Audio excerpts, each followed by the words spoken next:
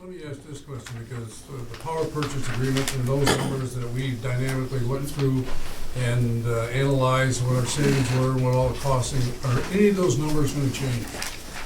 Nope, at this point, grid does come through as they've stated with the cost share.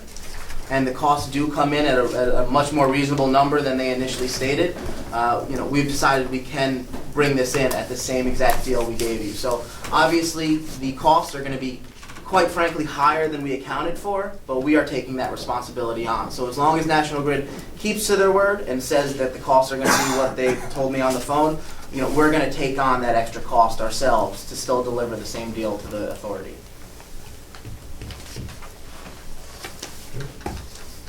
Other questions? So when will we actually know anything final? Are you having any guesswork, or what's the final going to be here? What I said, National Grid told us on Monday that we should have the final study within a week.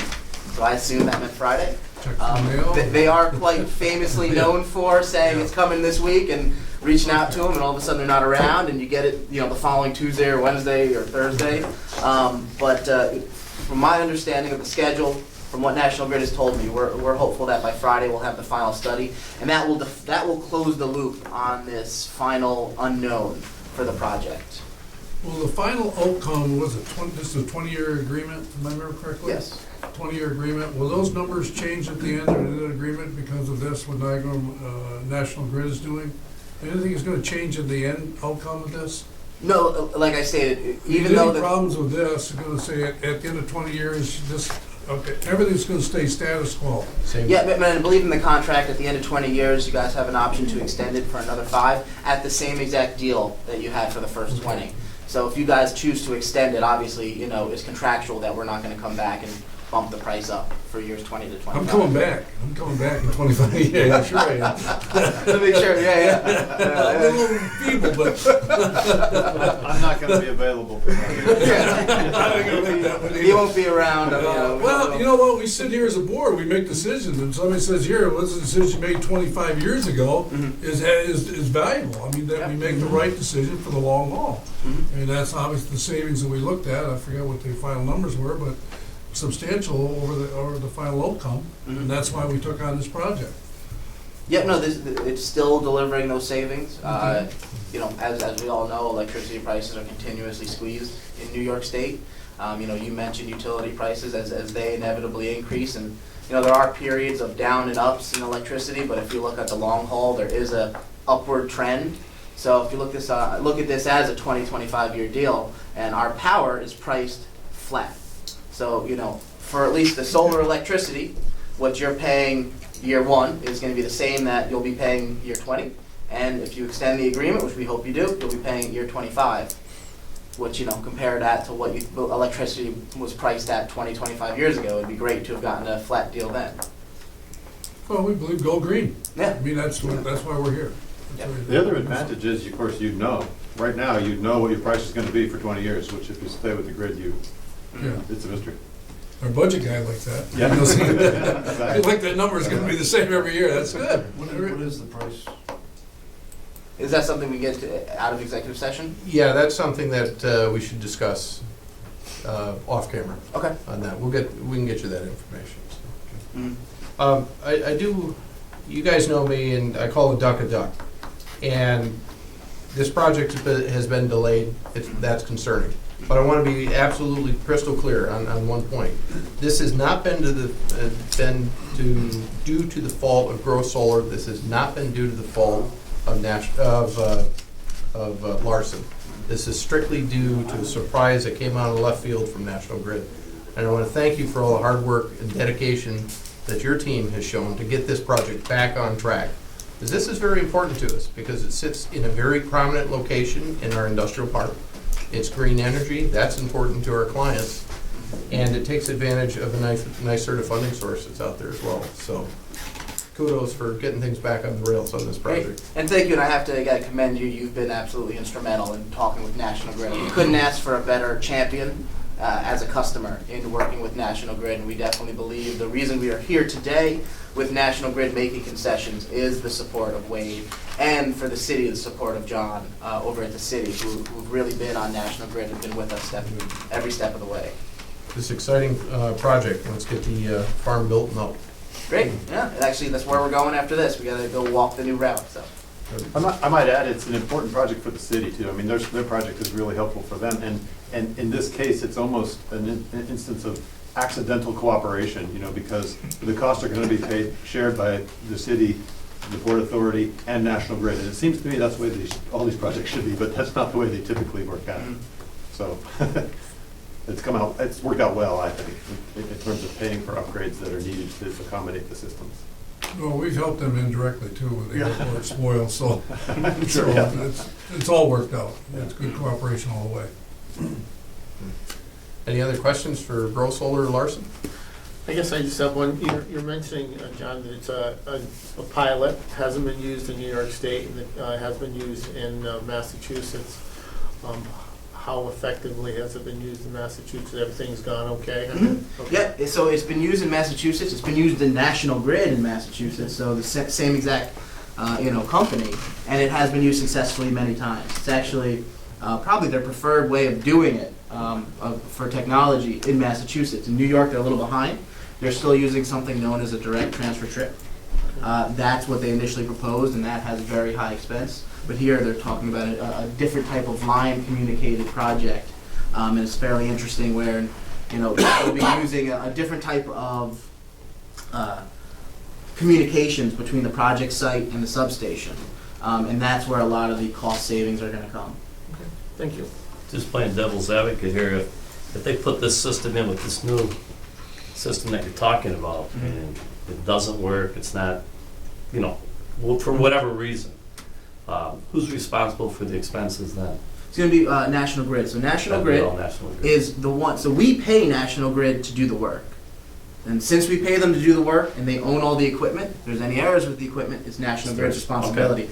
So with this technology, we are going to need to install communications at our site, but that's our responsibility, and it's one piece of equipment.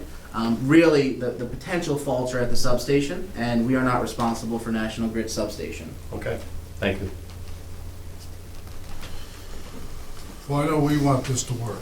I mean, that's the board here, everybody here wants this to work, and there's future growth if this works out, and we'll see how it goes. Good. Appreciate you coming. Oh, appreciate you inviting us. Thank you. Thank you. Thank you very much, guys. Yeah. Thanks.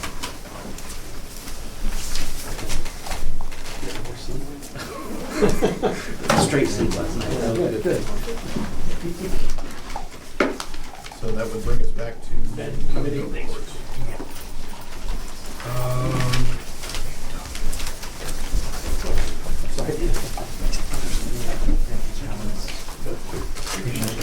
Where are you from? Actually, Where are you originally born? I was born in Yorktown. I was born in Peekskill. Okay. I was friends with Houston, Texas. And he's from Australia. And I said, you sound just like him. And you look like him. I said, yeah, I said, that's amazing. I said, Yeah, I'd be a lot more exotic if that was the case. Oh, yeah. No. From New York. Oh, okay. Thanks, Charlie. Thank you. Have a nice day. How was your day?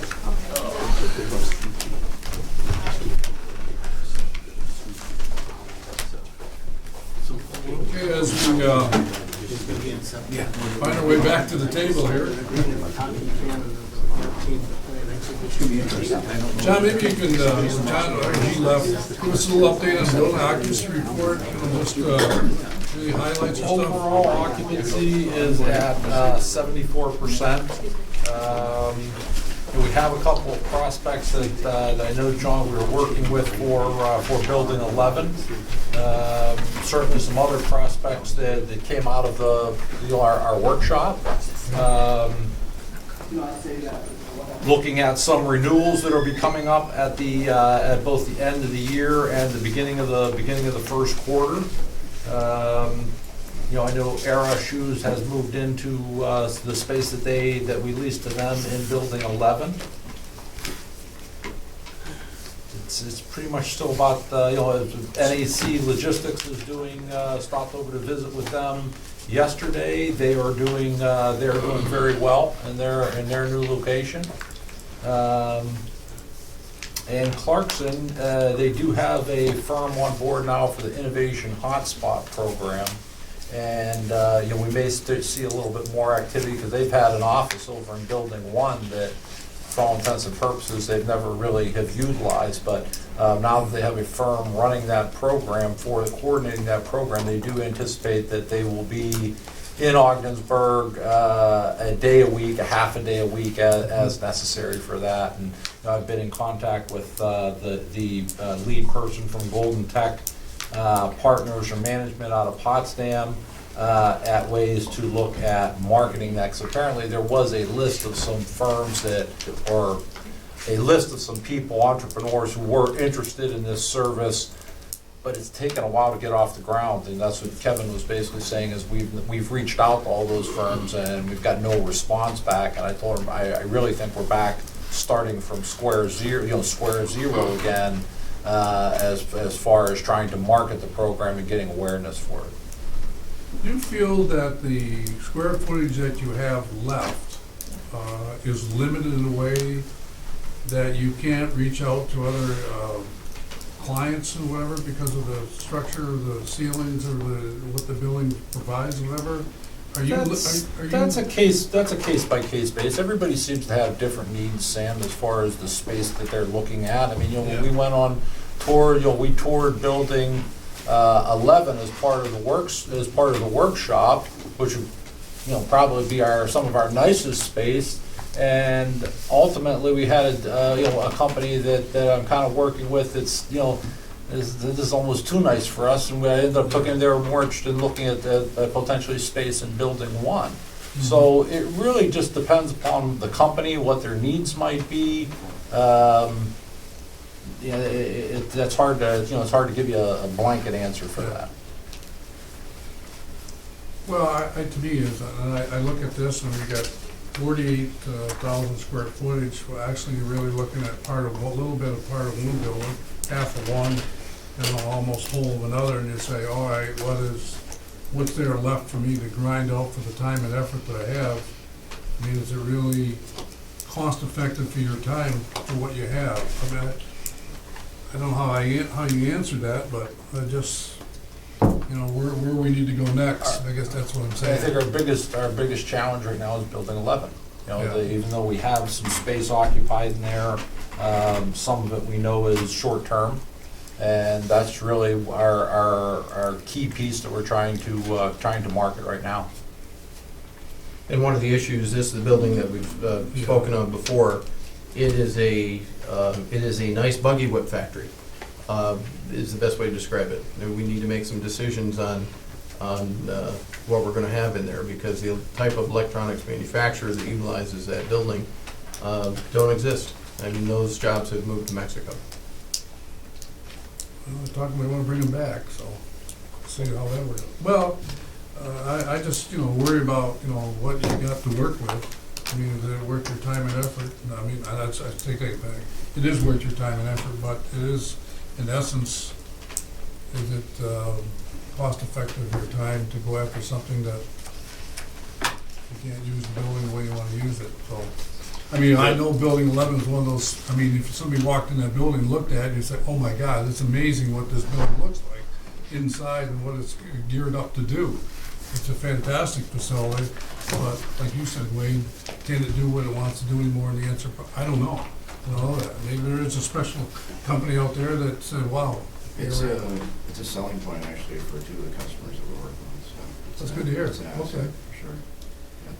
Well, you know, I think in previous meetings, we have discussed the possibility of looking down the road here about putting another building or so up there.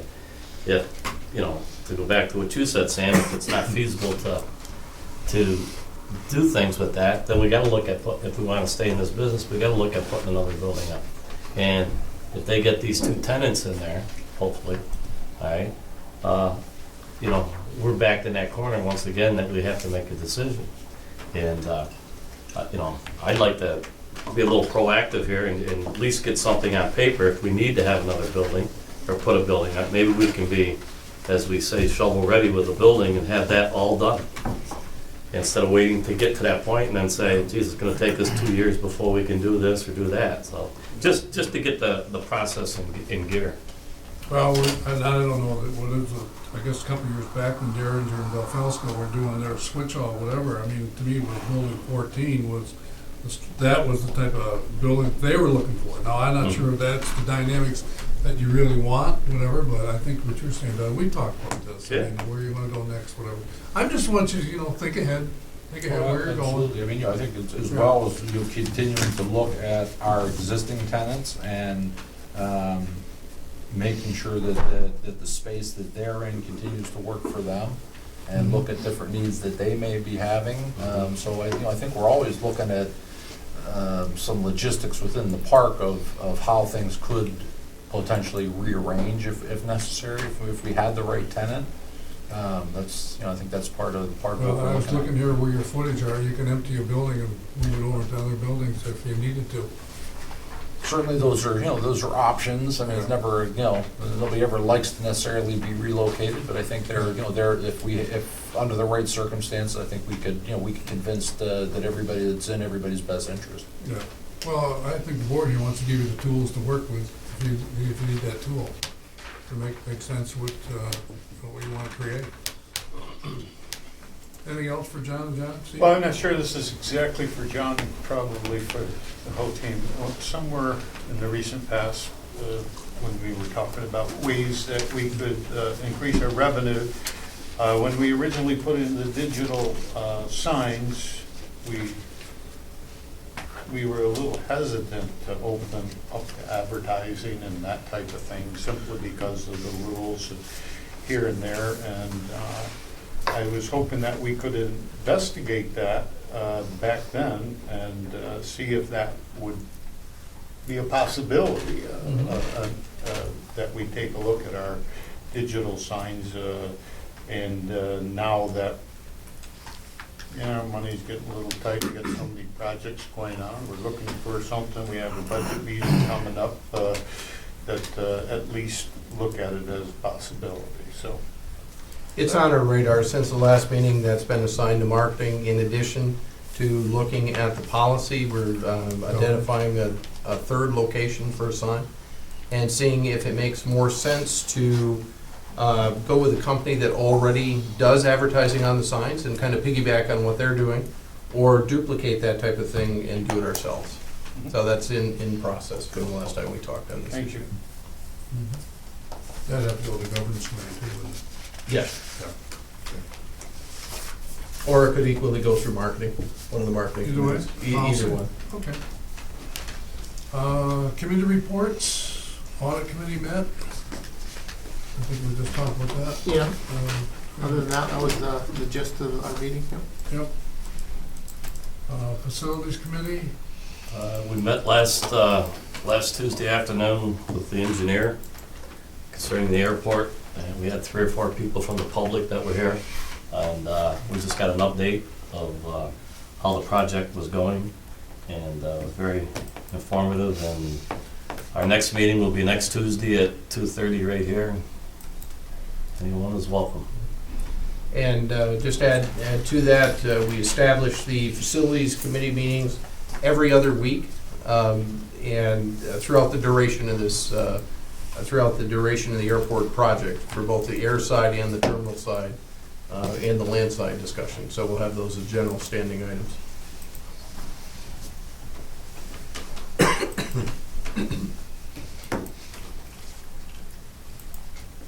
okay, any unfinished business, I don't think there's anything. There is gonna be need for executive session. Let's go on to next board meeting is on the 16th. We'll have meetings for budget. There'll be a finance committee meeting scheduled sometime between now and then. We'll need to start the process and reach out to the committee members and identify a date. But it'll be closer to then than now. Yeah, same bet it's not gonna be tomorrow, right? Right. Well, as soon as you want. I mean, I know I think we have a little problem because people don't realize the committees are kind of not structured the way we'd like to. So we have one or two people, and then the other odd person, okay, is based on availability. And as soon as we get, hopefully maybe this next year, whatever, a couple more people will be involved, so our committee structure can be a little better adapted or structured. So the people that have really stepped up, I appreciate everybody, because everybody is really needs to be available, and that's how we work this. So, so all set with that. I guess Wade will take into business items. Okay, a couple items under the business items today. The first up is the use of force policy. I'd probably direct your attention right to the policy itself.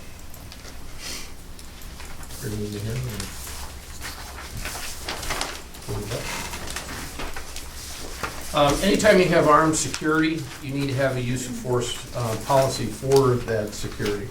Back on April 15th, 2015, as part of our facility security plan at the Port of Ogdensburg, you'll recall this board made the decision to approve armed security for the Port of Ogdensburg. Well, one of the things that's, I'll call it what it is, sat on the corner of my desk due to other priorities, is we need to get the use of force policy done.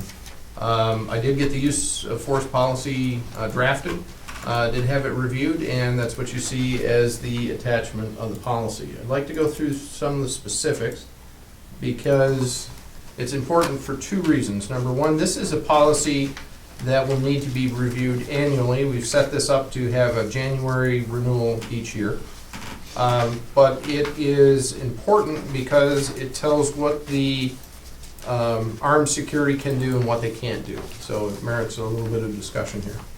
So specifically, on-duty armed qualified independent security officers will not perform any act which might endanger the safety or lives of others. Let me stop you right there, because I think you need to, what does independent security officer mean? Independent qualified security officers means a Independent agency? right now it means a U.S. Security Associates personnel. So it's not somebody with the ILA or anything like that? That's correct. It is not the ILA. So there can't be anybody there, it has to be somebody independent of them. A qualified independent security firm compliant with MTSA and New York State DU Okay. Department of State requirements. That's important to That's a understand. very important thing. Thank you. So, what do they not do? They don't perform any act which will endanger the safety or lives of others. They don't perform any inappropriate, offensive, immoral, or indecent behavior. They are not verbally or physically threatening to anyone or use disrespectful, obscene, or profane language to another while on duty. They don't fight or engage in horseplay.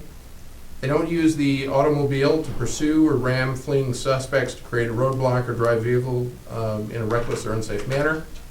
They don't bring any type of firearm, ammunition, or other type of weapon that is not authorized in writing by the authority.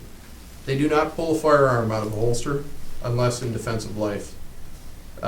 If they violate this, that includes termination of the agreement.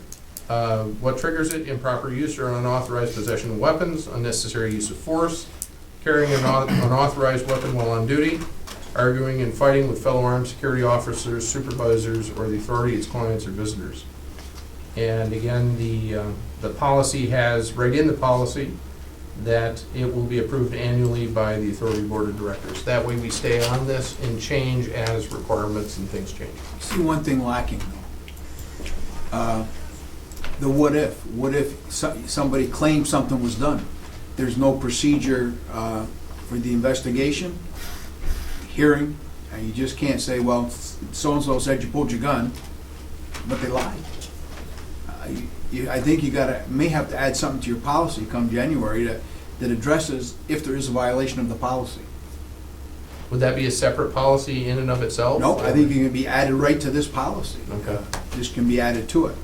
I'm not an expert on that, but every police department has that are big, has internal affairs. All small ones go to an outside agency to do the investigation, like what's going on in Potsdam right now with the death of that student who was killing another person and he was shot to death.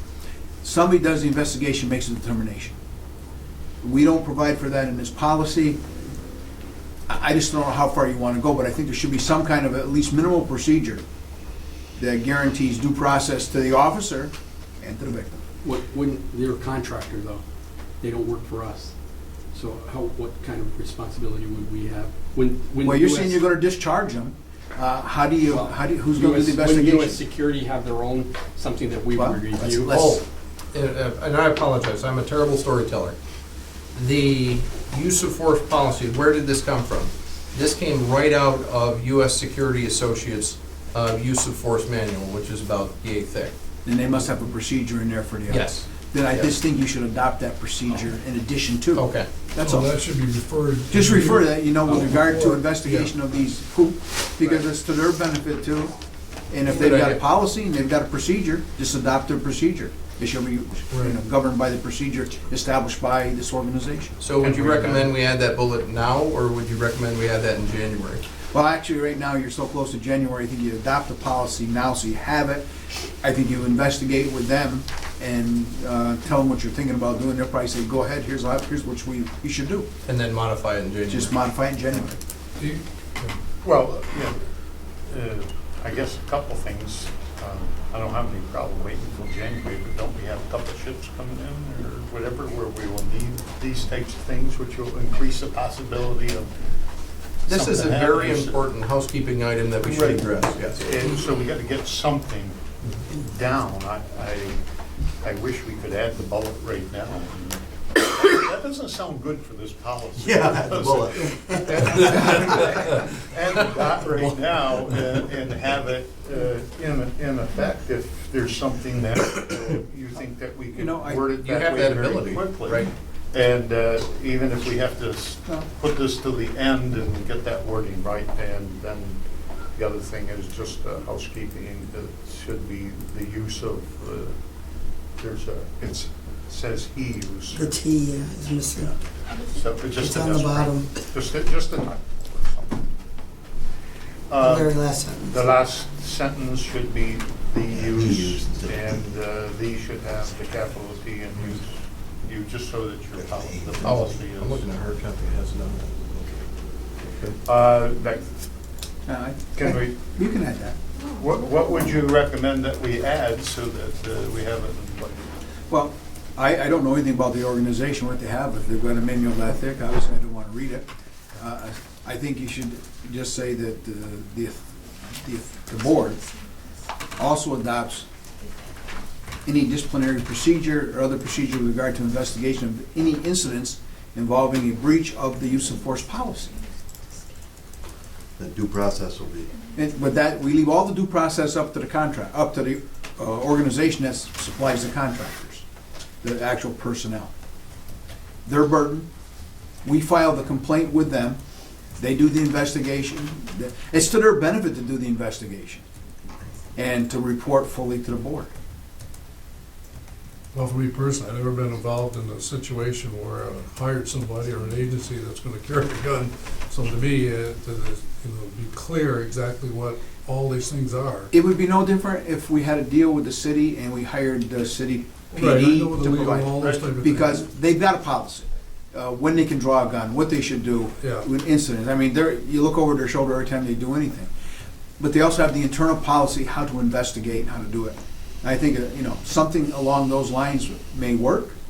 I think you can temporarily add it now and then brush it up at the next meeting. Okay. You wait enough time to give a call and find out. Yeah. How about this as a suggestion? The authority shall employ due process as part of any incident investigation. That's Does that, in accordance with, Because we're not going to do. in accordance with the policies and procedures of whatever the name of that organization is. Well, let me ask another question. We have a Leo at the airport. Is there a policy there that we should This would have do- also? This would do the same. That'd be the same thing. Yeah, this So we don't, I mean, it's. yeah, there is no use of force policy at the airport, there should be. Well, that's what I'm There's saying. no like, you Leo can in the so- current- What's that? We're not- There's no Leo there this There's no month. Leo No, there. but I'm But just we saying should- do we should it get it as, adopted get before. it adopted, okay. Who's gonna be the Leo? Is it gonna be the city? Is it gonna be It could be independent? this firm. If it's this Say that, firm, Steve? It could be this firm, but Well, yeah, it I could didn't want be. to mix any of that in with this right Yeah, now. okay, so I mean, That's a so now we're possibility. stirring the pot, okay, there's other things that well, we need to do. what you do when you amend your policy, if you hire the same firm to provide the airport, you just expand the policy to cover both situations. The policy doesn't have to change, just the locations are added. You add a different location. That'd be the same thing if you had somebody walking your industrial park. You're providing guard services there. If it's the same organization, you just add the location. So you cover your locations, it covers all the people that are employed. If it's some independent, that's different. If it's the city PD, I doubt, but if it was them, they've got their policies. Yeah. It's sheriff's department, they've got their policies. On use of force, I mean, they provide it at the county courthouse. They're all full-time officers. I mean, there's all, I don't know what organization, Wade's got, it's also a cost factor too. You gotta figure out what the extra costs. Wait, these, we're, It always comes with a we're cost factor. contracting with them, right? We're Yes, we have a contract with U.S. Security Associates to provide the, I guess I'm playing Security the at the Port of devil's, I guess I'm playing the devil's advocate. Why do we need it? I mean, wouldn't it be automatic? the answer to that question is because we're told we need it. No, no, I I'm don't talking, know I'm why. talking this caveat in there, in it. I'm not talking about the other part of it. I'm talking about adding that. Because wouldn't it, all right, say if you pull your gun on me, and it's gotta be a reportable thing within their contract. So why do we have to say that there has to be an investigation? If you pull your gun on me and you don't tell about it and I tell the authority, then we're gonna tell the people we contract and there's gonna be an investigation. Right. So what I'm saying is why do we, I would think that would be automatic. I guess we would have to look in who we're contracting with if that is automatic. But, and if they don't have something, obviously they have to have it and then we have to have something. But if they already have it, I don't know why we have, am I kind of making sense? I think it's like, seems like to me it would be something that would be automatic. Well, it depends if it's in the contract. That's what I'm saying. But if it's not in the contract, it doesn't matter what we put in here. Well, Then we're I gonna be would doing think the it would fall investigation. under our generic accident/incident investigation policy. So, for example, one of the things that we'll talk about later today with operations is the fact a gate was left open at the port on Sunday for a period of time. We'll talk about that, we'll look into why, we'll issue the corrective action as a result of that. And that would fall under our existing incident policy. So if there was a question about was use of force properly applied at the Port of Ogdensburg, I would think absent any specific use of force investigation policy, we would use our accident/incident investigation policy to double that and investigate that matter. So I'm not sure I've given you a crystal clear answer, yeah. but I I think think somewhat, I think you should contact the contractors and find out that's what I'm thinking. what's set up. Right. And then we jump into it using, since we're contracted with them, they're hired guns. Different language. We want to make sure, have to know what they're gonna do in this case. I mean, they don't want somebody out there that's, they shouldn't be out there Right. any more than we Right. do. Right. The thing you brought up about the gate being left open, it comes back, I don't know, but it comes back to the idea that at some point, you're gonna be required to put in camera systems that just damn near cover every inch of your port. It's coming. And I wouldn't be surprised if it comes at the airport too. Well, it's going to. Yeah. So without discussing security on camera, no pun intended, they're already there. they're already there, good. Because there's your best evidence of what's actually transpiring. Right. I think, though, that it's important to be in here because all someone has to do with this policy, without that line in, according to the policy, is say, that guy pulled a gun on me and they're out of here. That's what the policy says. Our contract may say something different, but that's what our policy says, and I think it's important to have that in there because we don't want them out of there because we got another ship coming. You know, we want it to be investigated properly. So And- I think it's important that it be there because of the possibility of that happening. This organization may have a separate internal organization that does the investigations, separate and apart from the people that hire the people to actually go out and provide the service. Okay, Like what do a you police recommend? What do you recommend with this? Well, I like what Wade did. I think Wade can place a couple phone calls and probably get more information. Tell them, here's going to be our policy. We're patterning after what you told us would be a good policy. But what about the follow-up? What should we include in the follow-up? And they may tell you it's already covered. They may give you they may say, we have a manual on this and it's covered under whatever section, and just make a reference to that section. They're gonna wanna come out and they're gonna wanna take a look at, if it's available, obviously, if we have it, footage. They're gonna wanna see everything. They wanna see, make a determination who's telling the truth based upon the best evidence. I'd recommend we approve the policy with that one point modification, and we'll tune it up and we'll get it, Review it? we'll get the final version in place for the January meeting, so we'll do it with tune up. I'll This make is that something motion. important. Second. Okay. All in favor? Aye.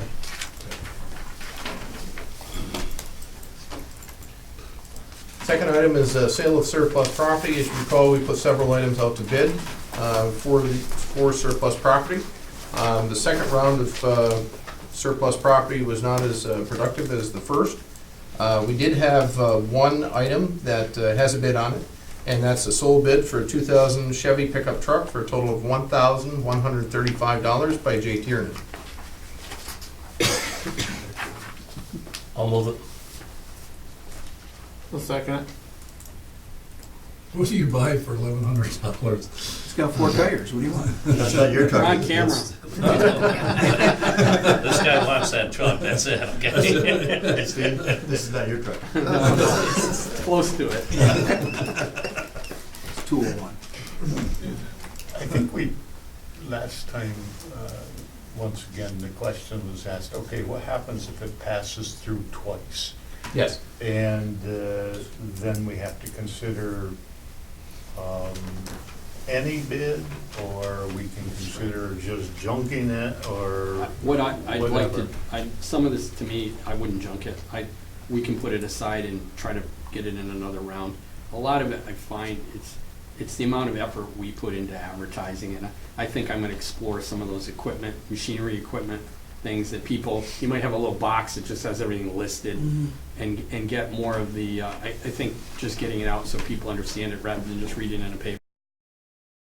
So I'm hoping this spring to, the remainder of that, to move that in. Makes And we'll have a little more, a bulk of something that people can come and look at. But part of it was my effort into this, was it probably is, it's just not as good as it could be with the time spent. Let me answer your question specifically from a policy perspective.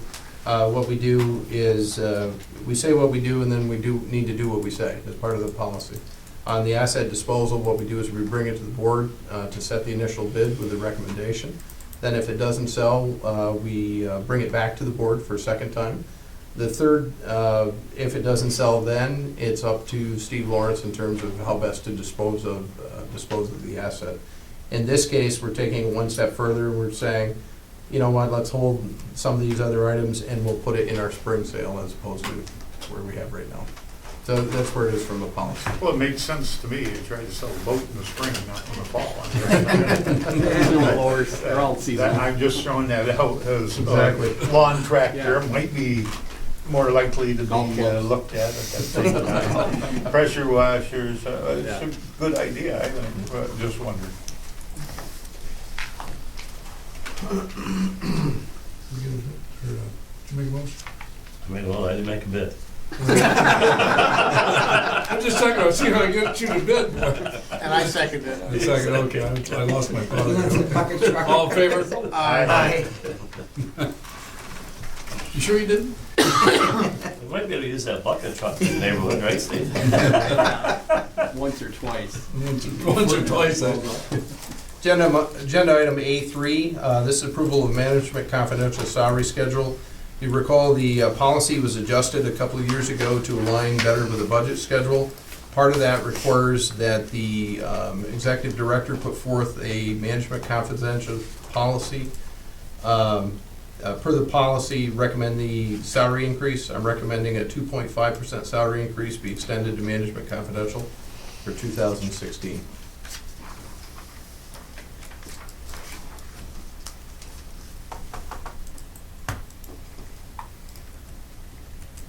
What's the consumer price index?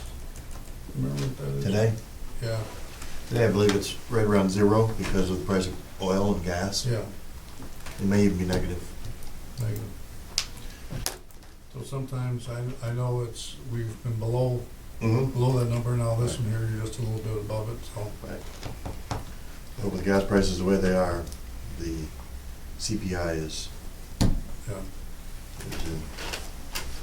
I think it's barely negative, but I believe it's yeah. negative.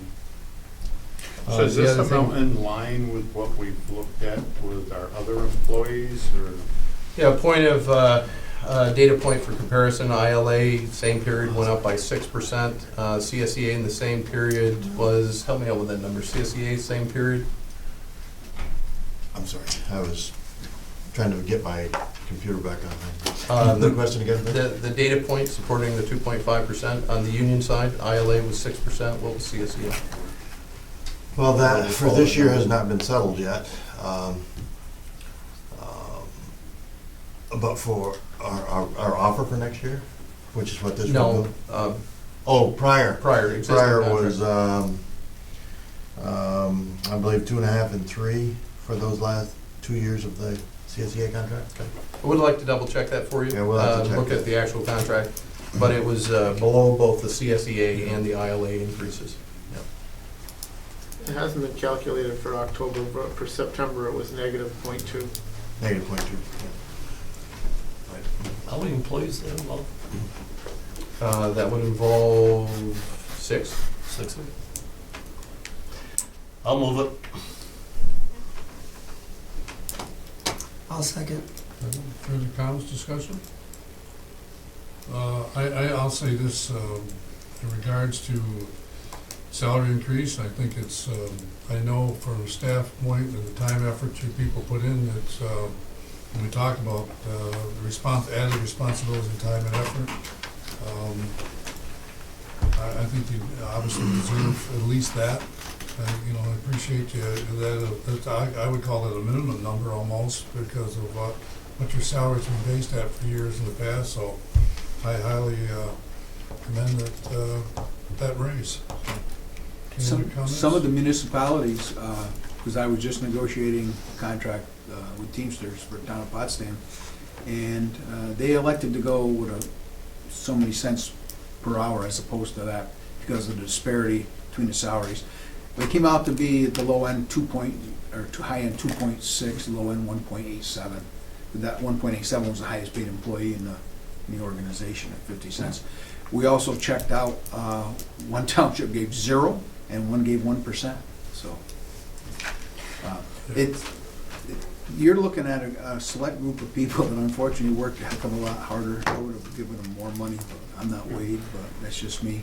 Personally, the reason I asked the question, and I don't have the figures, so I have to listen or hear what the executive director and financial officer tell us. But the reason I asked it wasn't because I thought it was too much.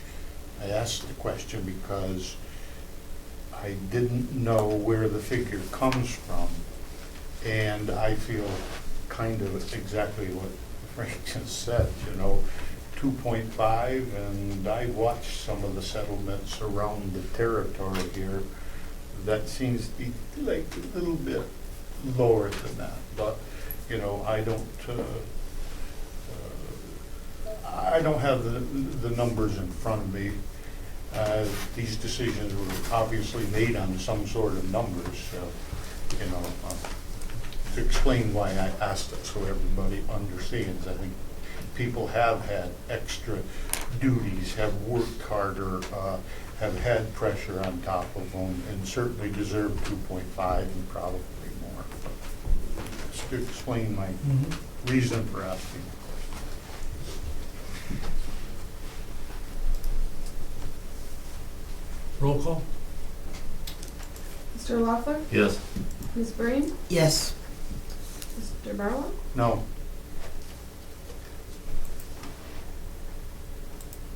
Mr. Reagan? Yes. Mr. Lematcha? Yes.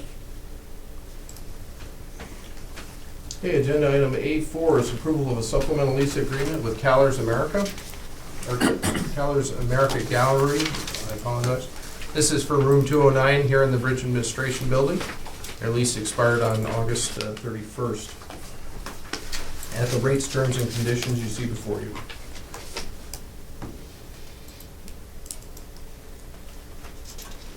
This was previously approved, and she edited the lease agreement that we sent her. She had a change of address, and instead of 2 years, she wanted 1 year, so we're just correcting what you previously approved.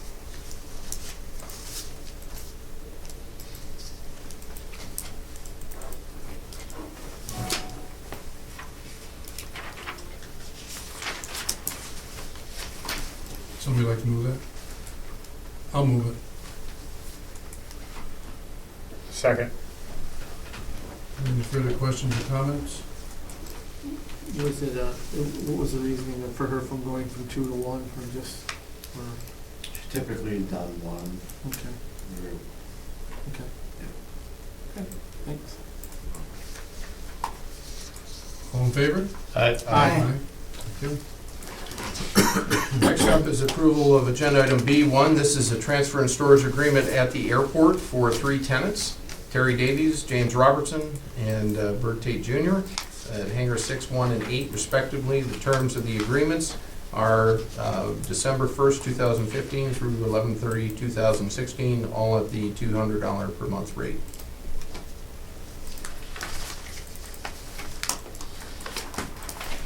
I'll move it. I'll second it. Further questions, comments? All in favor? Aye. The next item, item B3, is approval of a pipeline agreement with St. Lawrence Gas. Depending on the board's pleasure, this may be something that we desire to take into executive session under contract negotiations. The Bridge and Port Authority has negotiated an agreement with St. Lawrence Gas to relocate the natural gas pipeline as required as part of the International Airport expansion. Specifically, this puts us in the driver's seat of the gas line relocation project. We have primary responsibility for the planning to secure the required engineering and construction services necessary to install the required new piping and relocate the existing line. Just as a quick point, this does not relieve St. Lawrence Gas of the responsibility for doing the inspection, the hookup, and everything else that a normal gas company does. So I need to specifically clarify that. Completion of this portion of the project, the piping will be owned, operated, and maintained by St. Lawrence Gas, and there will need to be a special resolution that deals with both the transfers of the not the existing pipe, but the transfer of ownership of the relocated portion of the line. Wait, is that also gonna entail doing probably an easement agreement too? Is it gonna be on our property? or Yes, is it- there will be a separate easement agreement with St. Lawrence Gas. So that'll be surveyed out, so we'll have to specifically know where Yes. it's gonna be. That's correct. Be happy to answer any questions that I can for you on the agreement itself. Jeff, this makes sense to you? Yeah, I think it's in the authority's best interest to take this over and get it done. Okay, I really do. thank you. Little price tag in this?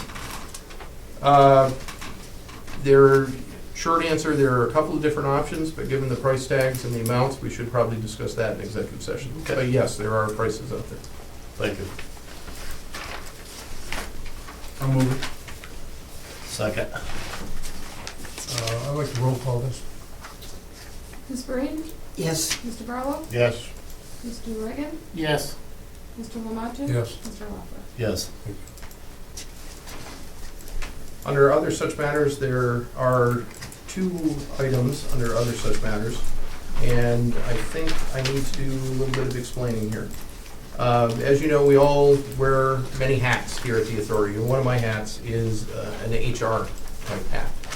And when somebody goes off on disability, we need to make sure that we have the appropriate documentation in place. We had 2 employees go off on maternity leave.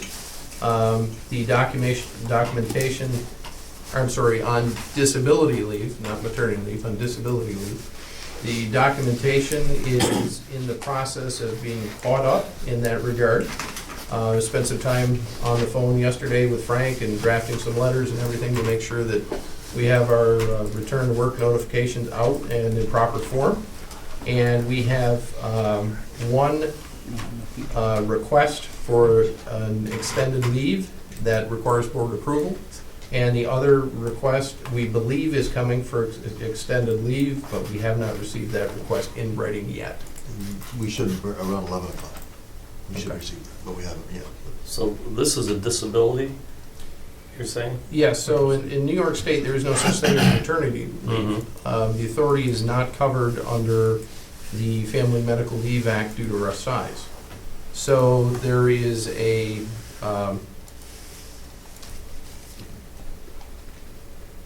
trying to think how to describe this in open session, and I'm having some issues. There's a gap. Yes, there is a gap that's associated with it. And so, let's take me as an example. I'm more comfortable talking about my own foot. So, if let's say I injure my foot, and make a long story short, I'm gonna have an operation next Tuesday. If the pain is such and everything right now, the doctor could put me off on disability. Then when the operation occurs and my foot is removed or repaired or whatever, I have a set recovery time. Let's say it's 8 weeks for the sake of discussion. Then as I approach the 8th week, I have the option of going to my doctor and getting a return to work slip showing that I'm fit for duty. Or I could go to my doctor and get a slip that says, you know what, he needs an extra 2 weeks of recovery time, or 3 weeks, or whatever that number is. Because of the way that the disability is worded, in both the contract and in our policy, the executive director can't approve the leave, the additional unpaid leave. That request has to come before the board. And we have not seen one of those in quite a while. One little correction to what you said, Wade. If the doctor said that he was continued to be disabled, that would be different. But if the doctor said he could go back to work, but Wade wasn't comfortable going back to work because he hadn't got his stub yet, or his peg leg, and he wanted to wait till he got Wait a minute, it's only a foot. But if something like that, he thought to himself, I'm embarrassed about my leg, I'm not ready to go back to work, I need another 4 weeks. Then we would bring that for approval of unpaid leave. As long as the doctor continues to approve it, it's paid with disability. But as soon as you ask to have it extended for psychological purposes or any other purpose, then we have to bring it to people. Technically, this isn't really an extension of the disability, though. It's a separate. This is a Yes, separate separate. leave issue. Yes. It's just It they're hasn't- requesting leave. Yes. I'm not against it, I just wanna, now, will these people be paid through our disability insurance? No. Or it's, No. they get nothing? Right. That's This correct. is unpaid leave. Doug, this is a decision that an employee would have to make. I mean, if the doctor, like Fred said, Mhm. Wade, you didn't get the right foot, we gotta get a new one for you. It'll take 3 weeks. That would be still disability, and I think we could still pay. Mhm. But when he comes in and says, well, it's ugly looking, I'd really like to get some more time and be able to walk better, and doctor says, but you're not disabled, then it becomes voluntary. Then it becomes unpaid. The part that gets me is, what if I deny this? What is the outcome of this? They have to come back to work. They have to come back to work, So I'm gonna tell these people, come back to work. right? That's where the policy is, that's where the board's contract power, is. yes. That's the board's power. And that's why Wade and I discussed this about 4 times yesterday. Well, The then policy and the let's- contract. Okay, then let's take this in essence, and this is not personal, we're people, whatever, but we have a budget process, whatever, and we have stress in our process. And I would say to Fred, okay, we have a real problem here, we have 2 staff off, we have 1 person who's taken their place, or actually 2. And is this effective use of, we need these people back?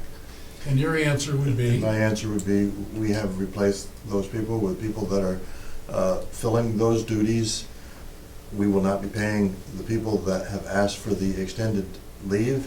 We will be paying the people that are replacing them, and we will probably, if you want a bottom line, turn out positive. Okay, so, I mean, so, It won't and cost so us you anything. could go the other way and say, geez, Sam, well, we have a real problem here. I'd say, I need these people back. Right. But you're not saying, but you're not saying that. No. Okay, so No. then there we are. There we are. Okay. See, when I think of disability, I'm thinking about the disability insurance, are they getting paid, or, you know, Right. do they qualify for that, you know? Mhm. They don't. They don't. That's just our term.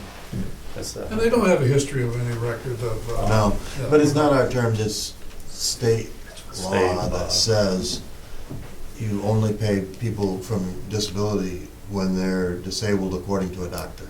We didn't make that decision, doctors did. Doctors say you can go back to work now.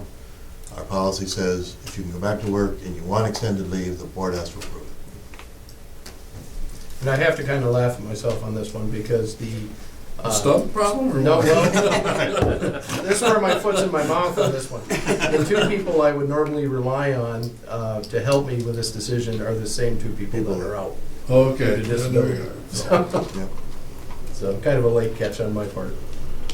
Well, I don't know. I mean, I think of pregnancy and things, whatever. I mean, somebody, it's okay, you, the person who delivers the baby, I have no idea what that is, but if that person delivers the baby and all of a sudden the baby has extreme circumstances, you need to stay home. So obviously that would really fall into play here. Yeah. So, and I know that's not happening, but that's just something.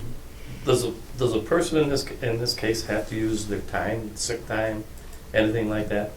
Nothing. So they have been paid up to the first request By disability. by disability. That's what, that's, Mhm. okay. So.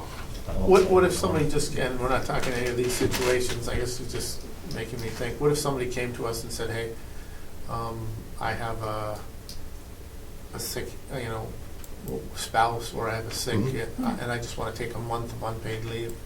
Would that We'd be- have to we'd come be down? doing the It would same look thing. exactly like this. Okay, Yeah, same okay. thing. Thank you. Well, you got me to another question. If I'm the person and the date is what, December 16th, whatever it is, Mhm. and I say to you, December 1st, can I come back? Can they come back? That'd be an elective decision. You granted them the leave if they decide not So to they can't exercise. come back? No, if they exercise their option to come back, then it's up to Fred and Wade to decide if, what we're gonna do, because you already got staff in place, and you've already guaranteed this staff the 2 weeks. You can let them come back. I know Fred's shorthanded. Well, yeah, but if a doctor says they should be out, and they elect on their own to come back, and then something happens, would we become liable? We Well, that's a don't- different question. Different question, Different question. and they're not allowed to come back. No. If the doctor says, they have to bring us a slip that says the Turn around. doctor's authorized them to come back to work. If it says you can't go back to work, the answer is no. So, this is a situation where they've elected to stay longer, then it makes only sense that they can come back when. Yes, Yeah. right. Yeah. Yep. I'll move it. I'll second. Further questions, comments? All in favor? Aye. Aye. There's two of them. Yeah. They were separate. Yeah. Maybe just do it again. That's not, I'll make a motion on the second one, if that's what you want. yeah. Second.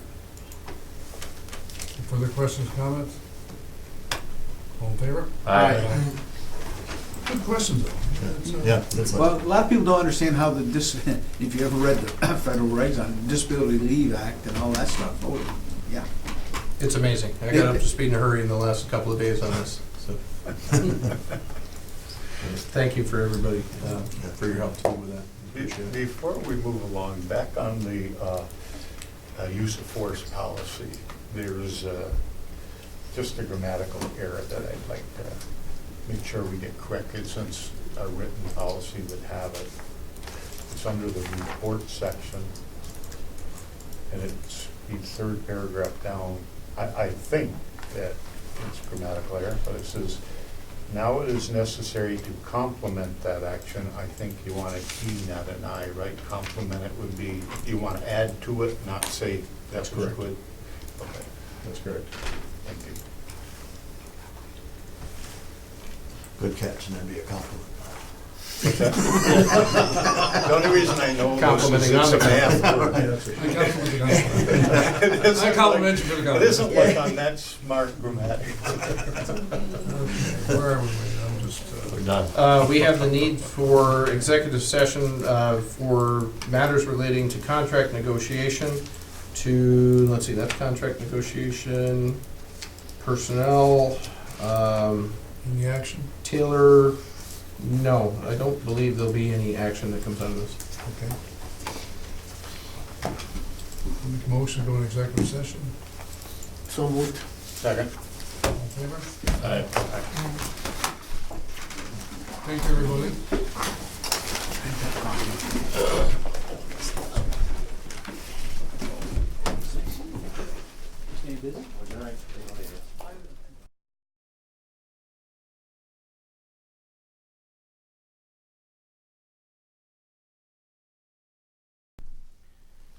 Let the record show it's now 2 p.m. We have returned from executive session, and there is going to be action, and we do have a motion that we need to rescind, but I have to offer that to the person who made the motion, or I should make the motion. No? No, Sam, I want to make a motion to rescind the vote on the approval of management confidential salaries. And we need a second on that. Could you explain what you're changing? No, I think after discussion, that's what it was. Okay, okay, you want to just change the motion? All right, okay. And Steve seconded? Steve second. And now Doug and Mona, do you consent? Yes, Yes, we can we say. consent. all right, thank you for that, Ray. And the reasoning being is we'd like to change the compensation from 2.5% to 3% in the management. Okay. I'll second that. Questions? Oh, wait a minute, wait a minute, I'm No. lost on this part. No, they can say, anybody can second. I second it. He's made his motion, his first motion was to Okay. amend, or rescind, second motion was to raise the raise, now I need a second to that motion. Okay, I second that. All right, now you can either have discussion or vote. Now we'll have discussion. Maybe Steve, I'll make a discussion. Obviously, in executive session, we discuss our employees and the compensation rate, and we felt that the motion that we had before wasn't really fully considered, and we thought that we considered it again. And Mr. Barlow would like to make a comment in regards to why we got to that discussion. Well, for my part, I believe the administrative team has went above and beyond the call of duty for the better part of a couple of years, but certainly for this year, and that the new percentage falls more in line with what they deserve rather than what the previous one was, which explains my negative vote on the Okay. viewpoint. Thank you for that. Okay, and that's where we got. All right, so we have a second on a roll call vote again? All right, now I have a question. Do I start with the same one, or do I start with Mona? No, you start with the next one. Okay. Ms. Breen? Yes. Mr. Barlow? Yes. Mr. Reagan? Yes. Mr. Lamacchia? Yes. And Mr. Loeffler? Yes. Yes, okay, thank you. We have another approval agreement with a strategic development specialist. Wade, do you want to Yes, take us through Mr. that? Chairman, agenda item E3 is approval of agreement with strategic development specialists at the rates, terms, and conditions you see before you. The cost associated with this agreement is $4,167 per month, and the term is January 1, 2016 through December 31, 2016. I'll move that. Go ahead, Mo, you want to say? I'll second. Any questions, comments? Wade, you want to give us an overview of this? Well, this is specifically for assistance with government affairs and advocacy for authority projects, providing information on policies and programs that may have a potential impact on the authority, and to assist in strategic planning efforts to advance the interests of the authority with respect to identifying and securing grants and other incentives pertaining to the authority's priorities and programs. This is continuing of our policy and philosophy that we've been following the past couple of years. That is correct. This is a separate and distinct agreement from the Yeah, prior agreements. absolutely. Sounds good to me. Roll call, will you? Mr. Barlow? Yes. Mr. Reagan? Yes. Mr. Lamaggia? Yes. Mr. Loeffler? Yes. Ms. Brink? Yes. Any other business? Mr. Chairman, there's no regular business at this time.